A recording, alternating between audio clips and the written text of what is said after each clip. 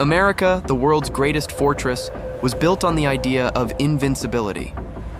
But in the history of modern conflict, no military power had ever been neutralized by a crowd of students holding signs. Yet, for 444 agonizing days, the United States, the self-proclaimed leader of the free world, was held hostage, politically paralyzed, by just 52 people. They weren't soldiers. They weren't spies. They were revolutionary students demanding vengeance. Picture President Jimmy Carter, a man who staked his reputation on moral diplomacy, watching his presidency dissolve in real time on nightly news broadcasts. This was not just a foreign policy failure, it was a personal political execution. The geopolitical tremor began precisely on November 4th, 1979, when the gates of the U.S. Embassy in Tehran were breached, transforming a diplomatic compound into a cage. It was a day of profound, shocking humiliation. Why did this specific defeat trigger not only Carter's political collapse, but also permanently redefine the very conflict between the West and the rising tide of fundamentalism? How did an angry crowd in Tehran draw the blueprint for every major geopolitical crisis that followed? We reveal the essential lesson America failed to learn on the day the greatest fortress crumbled. But that autumn morning, it was not a rival army invading the embassy. It was students, radicals, carrying the sudden, concentrated fury of an entire nation. On November 4th, 1979, Iran, freshly emerged from its own chaotic revolution, looked straight at Washington and spat in its face. The target, the sprawling, symbolic U.S. diplomatic compound in Tehran. There, the global superpower couldn't even manage to shred its top-secret documents in time. 52 American lives instantly became political bargaining chips, held captive for an agonizing 4 days. This was televised state-sponsored terrorism, broadcast live to the world, shattering the illusion of American invincibility. President Jimmy Carter watched his authority evaporate week by week, and America, accustomed to dictating global rules, was reduced to a hostage, publicly humiliated before the planet. But November 4th was more than the defeat of a single president.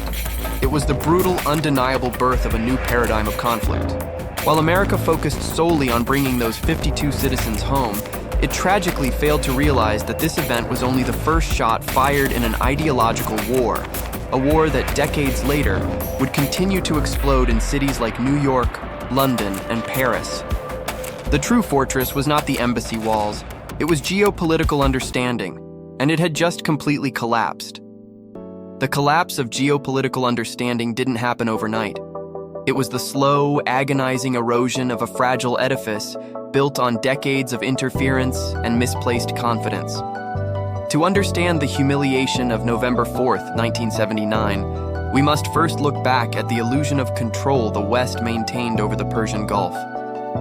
For nearly 3 decades, Iran, under the rule of Shah Mohammad Reza Pahlavi, served as Washington's indispensable sentinel, a bastion of supposed stability known as one of America's twin pillars in the region, armed to the teeth with U.S. technology. During the 1970s, the U.S. poured billions into the Shah's military machine, transforming Tehran into a glittering, secularized facade where skyscrapers rose adjacent to ancient mosques, a symbol of rapid, oil-fueled westernization. But underneath the expensive veneer of imported modernity, the foundations were rotting. The Shah's regime was ruthless, propped up by the notorious Savak secret police, which routinely used torture to silence opposition. While U.S. presidents celebrated the Shah as a crucial ally against the Soviet threat, the common people saw him as a puppet, stealing their nation's wealth and desecrating their traditions.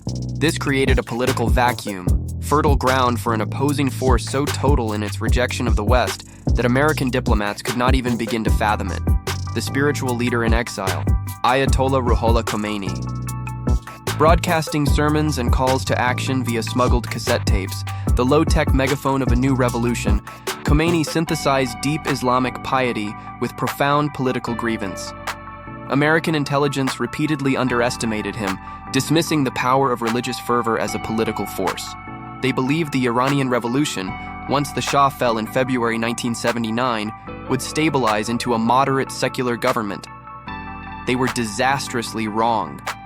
The new government, while nominally transitional, was already marching to the rhythm dictated by the Ayatollah, who saw the United States not as an ally, but as the Great Satan. Across the Atlantic, President Jimmy Carter faced an impossible moral and political test. He had campaigned on a platform of human rights, promising to end the cynical realpolitik of previous administrations. Yet, he inherited a world chained to Cold War necessities. When the Shah, dying of cancer, pleaded for medical entry into the U.S. in October 1979, Carter wrestled with the decision. Advisors warned that admitting the deeply hated former dictator would be interpreted by Tehran as the prelude to a 1953-style coup, where the CIA had previously orchestrated the overthrow of a democratically elected prime minister. Despite the warnings, and driven partly by humanitarian concerns and loyalty to a former friend, Carter authorized the entry on October 22nd. The response in Tehran was immediate, furious, and predictable to those who understood the historical wounds. For the revolutionary students, young, fiercely ideological, and operating outside traditional political channels, the arrival of the Shah was proof of American betrayal, the ultimate provocation. They had already tested the embassy's defenses once, briefly seizing it earlier in the year, a clear sign that the rules of diplomatic engagement were defunct. Yet in Washington, the threat was dismissed as temporary youthful exuberance. They were not seeing a warning, they were looking at a countdown clock. As October turned into November, the tension became unbearable. In Tehran, the air was thick with anti-American rage, channeled and amplified by Khomeini's rhetoric. On November 4th, 1979, a group of students, small in number but mighty in ideological conviction, did what no nation had dared to do since the formal establishment of international diplomacy. They prepared to breach the very symbol of American sovereignty, ready to hold the superpower accountable for its history. The world was about to witness a hostage crisis, but what was truly at stake was the inviolability of American power itself. The inviolability of American power, that metaphysical wall of status and strength, which had remained unquestioned since the end of World War II, was about to be decisively tested. On the morning of November 4th, 1979, Tehran did not breathe a sigh of relief, but rather a pent-up fury fueled by decades of foreign intervention and, most recently, by Washington's deeply controversial decision to admit the deposed Shah for medical treatment. This final straw transformed the embassy complex, the beating heart of American power in Iran, from a diplomatic center into an inflammatory symbol of Western oppression. As the morning progressed, the initial plan, hatched by a student group known as the Muslim Student Followers of the Imam's Line, was modest. A short symbolic occupation to embarrass the United States and demand the Shah's extradition. But the anger of the street was a chemical reaction, catalyzed by the Ayatollah Khomeini's revolutionary rhetoric. By 10:30 a.m., the tense calm was utterly shattered. Screaming "Death to America," an estimated 3,000 highly motivated young men and women stormed the iron gates. The resistance was pitiful. A small cadre of U.S. Marines trained to defend but under strict orders not to open fire unless lives were in extreme, immediate peril, a directive that reflected Washington's paralysis and naive hope that this was merely a protest that would dissipate by lunchtime. In less than 90 minutes, the walls were breached. The Marines fought bravely, deploying tear gas, but they were overwhelmed by sheer numbers. Inside, the diplomatic staff engaged in the desperate final act of a besieged intelligence post, shredding, burning, and smashing classified communications gear. They were racing against time, but time ran out.